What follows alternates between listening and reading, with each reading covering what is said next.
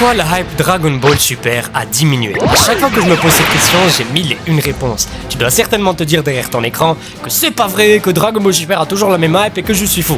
Bah laisse-moi te dire que oui, je suis fou, mais seulement si je pensais que la hype Dragon Ball Super est la même depuis le tournoi. Laisse-moi donc t'expliquer ce qui se passe réellement maintenant. Alors déjà, c'est pas une surprise, mais le film DBS Broly, sorti fin 2018, avait absolument tout cassé. Ça, tout le monde le sait. La hype Dragon Ball Super à cette période-là était à son plus haut prime. Rien qu'en début d'année, c'était le pic de l'arc au tournoi du pouvoir, notamment avec le Final Flash de Vegeta, Freezer C17 Jiren, Goku Ultra Instinct maîtrisé qui avait cassé internet entier, avait fait sauter tous les serveurs streaming en même temps, des dizaines de milliers de personnes qui sortent de chez eux pour regarder le climax du tournoi du pouvoir dans plusieurs pays d'Amérique latine. C'était une dinguerie absolue. Absolument aucun animé n'a pu faire l'exploit qu'a pu faire DBS avec l'arc tournoi du pouvoir. T'imagines vraiment Luffy en tendance faire 1 million de tweets en à peine quelques heures? Bon, franchement, c'est possible en 2023, surtout vu à quel point le nombre d'utilisateurs sur Twitter a explosé par rapport à 2018. Et surtout avec ce qui va venir dans l'animé dans quelques mois dans One Piece, vous êtes vraiment pas prêts. Eren par contre en 2020 avec la saison 4 avait aussi atteint les 1 million de tweets. Mais c'est différent car Dragon Ball avait fait cet exploit-là plusieurs fois entre octobre 2017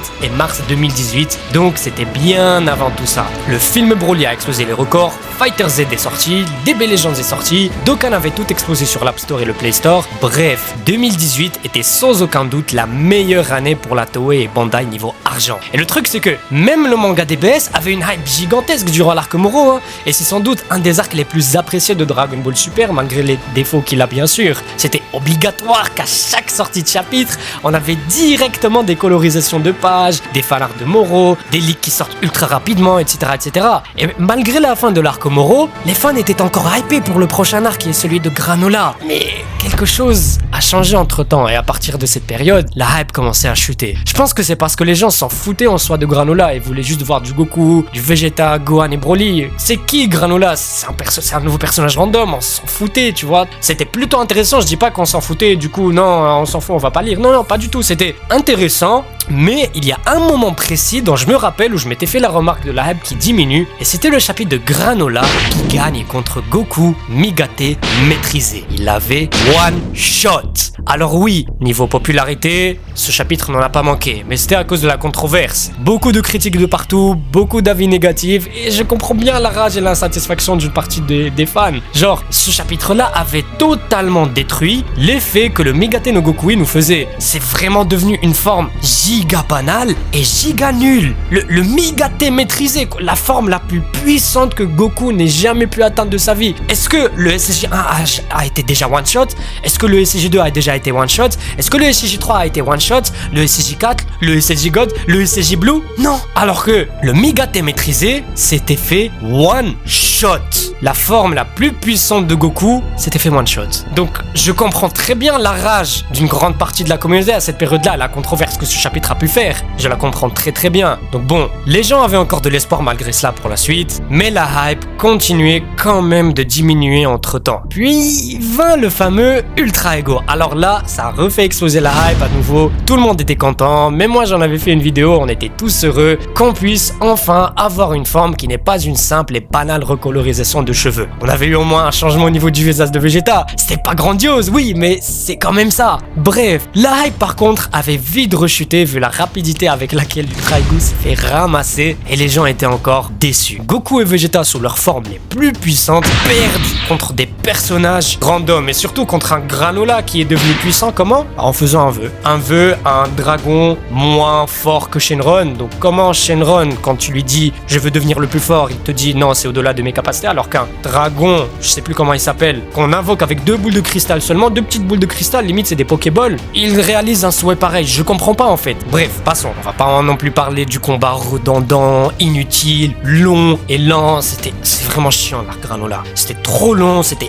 insupportable. Je me rappelle, j'avais droppé le manga, j'ai arrêté de lire jusqu'à, je me suis dit si cet arc ne se termine pas, je ne vais pas relire Dragon Ball Super. J'en avais tellement marre. Je sais pas si vous aussi c'était pareil pour l'arc Granola, je sais pas elle était comment votre expérience avec cet arc là, mais moi j'ai vraiment été lassé par cet arc là, c'était trop long et chiant. chiant. La preuve, niveau vue aussi, c'était vraiment nul pour tout le monde. Il n'y avait plus autant de fans qui faisaient des colos et des fanarts autant qu'il y en avait durant l'arc Moro. La preuve, je galérais vraiment pour trouver une colo de chapitre que je pourrais mettre en miniature pendant l'arc Granola, alors que Moro, j'attendais maximum 24 heures et il y avait déjà un tas de choix. Ah oui, aussi, j'ai oublié de parler du film super-héros. Ah, la grande déception. Les gars, les plus anciens de la chaîne, quand j'avais encore 10 000 abonnés, vous vous rappelez du live qu'on avait fait et qu'on attendait tous un trailer du fameux nouveau film DB après les théories de l'été 2021 sur Couleur, le frère de Vegeta, etc. pour qu'à la fin, on ait qu'un pauvre teaser de 20 secondes limité à 15 FPS. La clim qu'on avait tous ressenti en plein live, on était une centaine de personnes, on attendait un truc de fou malade pour qu'à la fin on nous drop un vieux teaser de même pas 15 FPS avec juste Goku qui se met en position de combat alors qu'on attendait un trailer ou un teaser de qualité depuis des mois et des mois. La clim. Et la preuve, j'ai remarqué que la hype sur le film, lorsqu'on avait encore rien du tout dessus, elle était à son summum alors que dès qu'il y a eu le teaser 3D, waouh, tout gâché, c'est une dinguerie quand même. N'empêche, ce n'est vraiment que plus tard, plus précisément en juin 2022, que la hype DBS a re-explosé grâce au film super-héros qui était sorti au Japon à cette période-là. Je me rappelle avoir enchaîné les lives, il y avait beaucoup de personnes avec qui je parlais du film, de leak et tout. Et c'est à ce moment-là où la nouvelle transformation de Gohan avait été leak et avait divisé les fans entre ceux qui kiffent le design et ceux qui le trouvent vraiment naze. C'était 2 mois avant l'apparition de Black Freezer dans le manga, donc août 2022. Et c'était plutôt bien pour la licence comparé au mois précédent où la hype était vraiment en chute libre. Puis bon, le film est sorti en France en octobre, tout le monde en a parlé pendant un mois, et puis on a tous enfin tourné la page. Entre temps, le manga DBS était en pause, donc tout était absolument vide, c'était vraiment le néant. Aucun nouveau jeu, aucune nouvelle annonce, rien du tout. Ils pouvaient très bien sortir à Xenoverse 3 pour remonter la hype, non? Eh bien non, parce qu'il n'y a pas d'anime, ils savent que la hype n'est pas aussi puissante qu'il y a 5 ans, donc ils vont pas risquer de sortir un jeu pareil. En plus, j'avais créé un sondage dans l'onglet communauté pour voir ce que vous pensez de la hype Dragon Ball Super, et j'ai eu beaucoup de commentaires vraiment super intéressants, et devinez quoi? Je vais les lire, plutôt je vais lire quelques-uns et les mettre en valeur dans cette vidéo. Alors, la majorité a voté que la hype n'est pas morte. Par contre, en descend dans les commentaires, c'est plutôt 50-50, et le brave Saiyajin Hugo du 7-8 qui dit que c'est à cause du rythme de parution du manga qui est trop long et qu'attendre un mois pour un chapitre c'est juste énorme. Et franchement, je suis totalement d'accord avec lui, j'ai toujours dit que le rythme mensuel donné pour DBS est absolument atroce. Surtout pour une œuvre comme Dragon Ball, t'imagines attendre un mois pour un combat ou un mois pour un chapitre Slice of Life? Alors attention, je kiffe le Slice of Life dans Dragon Ball et pour moi c'est ce qui ajoute du charme à l'œuvre. Mais un mois pour voir Trunks charo de la meuf? Si c'était le même rythme hebdomadaire de l'époque, quand Toriyama s'occupait encore de Dragon Ball et que Dragon Ball était encore à son prime, ça aurait été giga fluide, on aurait même beaucoup plus apprécié ce type de chapitre. Mais attendre un mois pour ça, c'est juste énorme. Sinon, il y a aussi Kintoslap qui dit que le manga ne tourne que sur des transformations, des power-ups et des combats et que même Gohan Beast le désespère même s'il adore Gohan. Le fait aussi qu'il ne cesse de recycler Freezer H24. J'avoue en vrai, Freezer a été ressuscité autant de fois que Krillin quand même. Et en parlant de ça, DBS est censé se finir comment avec Freezer qui rôde encore? Qu'est-ce qu'il va raconter en fait? Elle est où la fierté Saiyan de Vegeta? Ne veut-il pas massacrer de ses propres mains et venger enfin une bonne fois pour toutes sa propre race contre Freezer? Dites-moi dans les commentaires les gars, j'ai vraiment envie de savoir, est-ce que vous pensez que ça peut vraiment arriver? Que Vegeta puisse venger sa race en tuant Freezer lui-même? Franchement si ça arrive ça sera grandiose, mais espérer quelque chose de bien avec DBS, est-ce que c'est trop en demander? Bon, il y a aussi Gogeta Blue qui dit que la hype est morte, mais peut des fois revenir grâce à une 10e transformation, et encore. Et je suis grave d'accord, je vais pas vous mentir, je lui disais bon, allez, c'est quand qu'ils sortent une nouvelle transformation? Là vraiment je commence à me faire chier et tout, la hype Dragon Ball est morte et on s'ennuie déjà. Genre, vous voyez le matrixage? Le problème c'est que je me dis ça, et après quand il y a une nouvelle transformation, on va se plaindre, et même moi je vais me plaindre. Mais c'est toujours le même cycle en fait, et c'est plutôt intéressant de voir ce genre de réflexion, parce qu'au final, est-ce qu'on se soucie plus de l'histoire que raconte Dragon Ball Super, ou de ce que ça nous procure comme émotion? Parce que là, on en manque des émotions, hein. Il n'y a pas de nouvelle transformation, il n'y a rien qui avance, on s'ennuie et on veut la suite. Mais donc, qu'est-ce qui crée l'émotion en premier lieu? Qu'est-ce qui rend une histoire intéressante? Eh bien, c'est tout simplement le mystère. On adore tout ce qui est mystérieux, on adore la découverte. Et malheureusement, avec DBS, depuis le début, en fait, il y a aucune découverte. On sait que ça va se finir sur le 23e Tenkaichi Budokai. Et là tu vas me dire, oui mais non, regarde l'arc Black Goku. Bah frérot, l'arc Black Goku, on ne se souciait pas de Goku et de Vegeta, mais beaucoup plus du monde de Trunks du futur.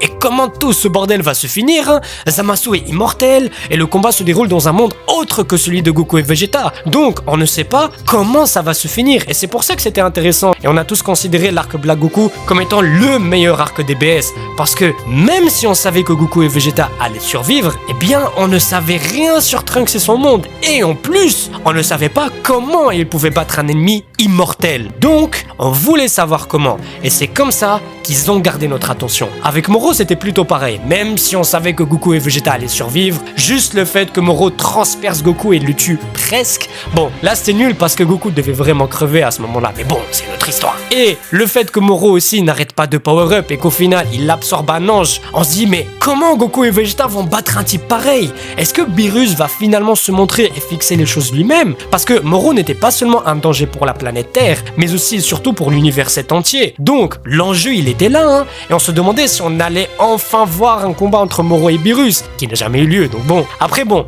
pour la majorité, c'est juste l'absence de l'anime qui tue en quelque sorte la hype, et je suis d'accord en soi. Il y a Steve Gear aussi qui avait dit que l'arc tournoi n'était pas un bon arc. Il n'y a aucun développement de personnage et aucun enjeu. Et franchement, je trouve ce commentaire plutôt vrai, parce que ça concorde aussi avec ce que je disais tout à l'heure. L'arc tournoi du pouvoir, qu'est-ce qu'il raconte en soi? Il raconte rien du tout, c'est juste de la pure hype. Mais au final, on kiffe tous l'arc tournoi du pouvoir. Moi, sincèrement, j'adore l'arc tournoi du pouvoir, même si les périodes avec Ribrian et tout, c'était à chier que je déteste. Mais en soi, on en garde quand même un très bon souvenir de l'arc tournoi du pouvoir, de cet arc. Mais pourquoi en fait? Eh ben, tout simplement parce que ça nous procurait énormément d'émotions, beaucoup de dopamine. L'animation était splendide, le combat à la fin était incroyable, les OST n'en parlons pas, et on attendait une semaine avant chaque épisode, contrairement au manga où on finit par se lasser car on attend un mois entier. Et parce qu'il y avait aussi ce côté mystère. Comment l'univers 7 va gagner contre l'univers 11? Comment ils vont vaincre la mastodonte qu'était Jiren? L'univers 7 allait gagner grâce au Migate, hein. Mais bim, Goku fait face aux conséquences de l'utilisation d'un tel pouvoir. Jiren se relève et allait en finir. Mais boum, Freezer sauve Goku, et boum, C17 n'est pas mort. Et là, il y a tout qui change, et on se demande, mais comment ça va se finir en fait ce tournoi? Il reste plus beaucoup de temps. Et bref, voir Goku se battre aux côtés des deux gars qui voulaient le tuer à l'époque, c'était légendaire, inoubliable. Personne ne peut dire le contraire. Donc, finalement, qu'en est-il de la hype DBS en février-mars 2023? Bon, ça fait déjà 5 années que l'anime s'est terminé. 5 années, je les ai vraiment pas vus passer, c'est quand même une dinguerie. 5 ans les gars. Et tout ce que je peux dire, c'est qu'en tant que youtubeur, je vois très bien qu'il n'y a plus de hype actuellement. En fait, le problème c'est qu'on n'avance pas. L'arc Granola était long et chiant pour rien. Le manga est en train de raconter ce qui se passe avant le film super-héros. Alors là, on est le 22 février et ce mini-arc est déjà terminé. Donc, est-ce qu'ils vont adapter le film entier ou juste nous faire un résumé de quelques pages de ce qui s'était passé? En fait, on n'en sait rien. Mais ce qui est sûr, c'est qu'on va attaquer un nouvel arc d'ici mai 2023. À voir si ça sera enfin l'arc Tenkaichi Budokai, qui ne fera aucun sens puisque dans la vraie fin de Dragon Ball, Bulma avait dit à Goku qu'il ne s'était pas vu depuis 5 longues années. Alors que là, ils se sont vus il y a à peine, combien? 5 mois? Donc bon, je pense que c'est là où ça va se compliquer pour Dragon Ball. Ils vont très certainement changer la fin. Toriyama ne veut bien sûr pas toucher, mais à ce stade, il n'a plus le choix en fait. Ou sinon, ils vont skip le fameux tournoi en faisant un résumé qui va venir après celui du film super-héros, en disant ouais, alors là, Gohan, Goten, Trunks et leurs amis se sont battus courageusement contre le terrible Cellmax. Et quelques mois plus tard, vint le 23e Tenkaichi Budokai, et voilà, Goku a rencontré Oob et il est parti l'entraîner avec lui pour en faire son digne successeur. Entre-temps, Vegeta s'est assez bien entraîné pour enfin avoir sa revanche et tuer Freezer une bonne fois pour toutes, et là, bim, on aura enfin une vraie suite à Dragon Ball, ou peut-être une fin définitive à Dragon Ball Super. On n'en sait rien, mais ce qui est sûr, c'est que même si la hype Dragon Ball Super est actuellement morte, des millions et des millions de fans autour du monde attendent avec impatience le retour de l'anime qui va très certainement casser internet. Et j'ai super hâte de vivre ça et surtout de le vivre avec vous. vous. Vous êtes bientôt 20 000 guerriers Saiyajin sur la chaîne et ça fait ultra plaisir. Et concernant la chaîne secondaire, j'ai préféré reporter ce que j'avais comme idée de vidéo dessus. Pour l'instant, j'ai énormément d'idées et comme je l'ai dit, il y aura des vidéos qui seront faites pour vous. Ce n'est qu'une question de temps, ne vous inquiétez pas, laissez-moi faire les choses en bien. Bref, à partir du 3 mars, il y aura le retour des vidéos SNK. Je vous donne ainsi rendez-vous dans quelques jours ou la semaine prochaine pour une ou deux nouvelles vidéos. Et n'oubliez pas que Dragon Ball, c'est la vie. Bye tout le monde, ciao Mina, peace.